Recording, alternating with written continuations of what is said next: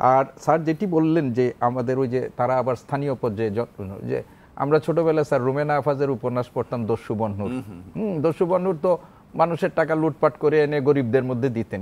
আমাদের এরা ঠিক দস্যু বন্যুর হতে পারেন নাই, কিন্তু আনার সাহেব অনেক কিছু করে টাকা পয়সা অনেক কিছু এখন যেগুলো আমরা শুনছি যে স্বর্ণ চোরাচালান মানে পুরো রকেট ওই দিকে নিয়ন্ত্রণ করতেন ইত্যাদি ইত্যাদি করে এর কিছু অংশ ছুটে পুটে মানুষকে দিতেন, মানুষের জন্য কিছু করতেন। মানুষ স্বাভাবিকভাবে যে আমার তো অল্টারনেটিভ সামনে এর চেয়ে আর ভালো নেই, এইটা দিয়েই তো তার জনপ্রিয়তার মাপকাঠি দিয়েই তাকে পরিমাপ করা উচিত হবে না। আরেকটা জিনিস স্যার বললেন যে এখন উদ্ধার হবে বেনজির সাহেবের, এটা হলে আমরা কি হবে, তাতে আমাদের কি হবে বলেন?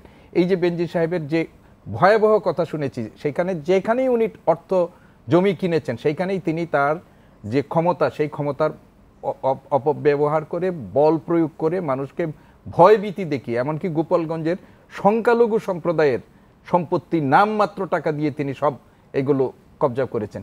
সরকার যদি এই বাজেয়াপ্ত করে একটা টাকা কি সেই লোকেরা পাবে? পাবে না। যারা নিঃস্ব হয়ে গেছে সেই নিঃস্বরা তো নিশ্চয়ই, রাষ্ট্র এই টাকা কিভাবে ব্যবহার করবে সেটা আমরা জানি না, কিন্তু এর দ্বারা এই সাধারণ মানুষ কোনো উপকার হবে কিনা আমরা এটা বলতে পারছি না। এখন যেটি আপনি বলছিলেন যে আসলে মুষ্টিমেয় নেতারা যে হয়েছে না, সামগ্রিকভাবেই আমাদের কিন্তু একটা নৈতিক অবক্ষয় তো হয়েছে, এবং সেটা আমাদের সমাজের নানা কারণে। এটা তো স্যার আরও ভালো আমার থেকে বলতে পারবেন যে আমাদের যে সমাজবিজ্ঞানীরাও এখন নানা ধরনের কথা বলে যে বৈশ্বিক একটা পরিবর্তন যে আমাদের হয়েছে, সেই বৈশ্বিক পরিবর্তনে আমাদের এখন গ্লোবাল ভিলেজের বাসিন্দা হয়ে আমাদের ভোগবাদী সমাজের দিকে আমাদের একটা মনস্তাত্ত্বিক ঝোঁক কিন্তু তৈরি হয়েছে ভোগবাদী সমাজ ব্যবস্থার দিকে, এবং সবাই ভালো থাকতে চায় এবং সবাই ভালো পড়তে চায়, থাকতে চায়, খেতে চায়, জীবন।